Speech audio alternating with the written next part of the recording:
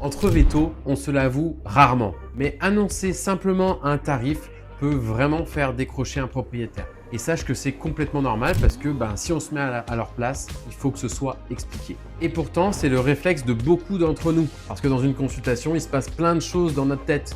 On réfléchit au diagnostic différentiel, à l'anamnèse, aux questions qu'on doit poser au propriétaire à notre examen clinique en essayant d'éviter de se faire mordre ou griffer, aux différents examens complémentaires qu'on pourrait mettre en place. Et ensuite, il faut qu'on aborde ça avec les propriétaires.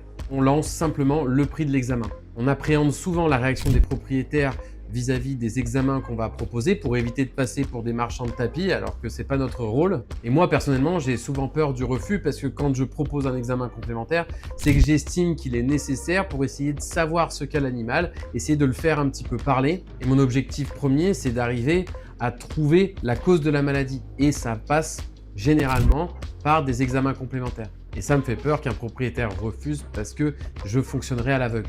Est-ce que tu peux m'expliquer un peu plus en détail comment est-ce que toi tu ferais, Charlotte? Quand on réalise un examen complémentaire, il est important d'expliquer les résultats par écrit et pas seulement par oral. Cela va démontrer la qualité des soins que tu as prodigués et éviter des problèmes de communication. Cela représente également un gage de sérieux dans le suivi d'une pathologie, surtout si le suivi n'a pas lieu chez toi. Le même acte, la même somme, mais là, le propriétaire comprend pourquoi. Ok, d'accord, mais concrètement, qu'est-ce que tu dis au propriétaire? Tu dis pas « ça coûte tant ». Je te conseille d'utiliser ce genre de formule. Pour comprendre ce qui se passe, pour faire parler l'animal et ainsi adapter les traitements, nous avons besoin de cette échographie. Dis-lui sincèrement ce que tu vas chercher, ce que ça implique pour ton animal. Par exemple, exclure une maladie grave. Le prix deviendra alors secondaire. Super, merci beaucoup.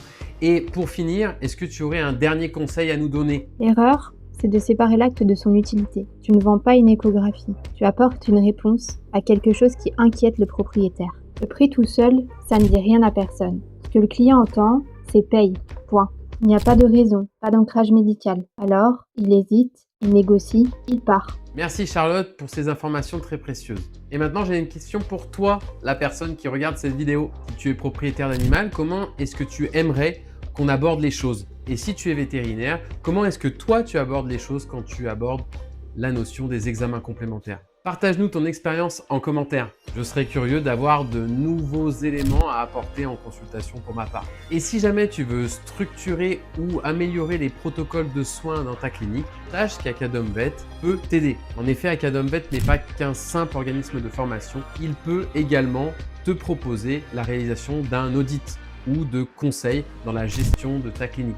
Tu veux améliorer un protocole de soins, tu veux réfléchir à améliorer la communication client ou la communication interne. Si tel est le cas, n'hésite pas à nous contacter en MP ou par mail. Parce que notre objectif premier chez Acadom-Vet, c'est d'arriver à tirer le meilleur du potentiel de ta clinique et ainsi augmenter la qualité de soins que tu auras à proposer à tes petits patients. Sur ce, je te souhaite une très bonne fin de journée et je te dis à bientôt dans une prochaine vidéo. Salut!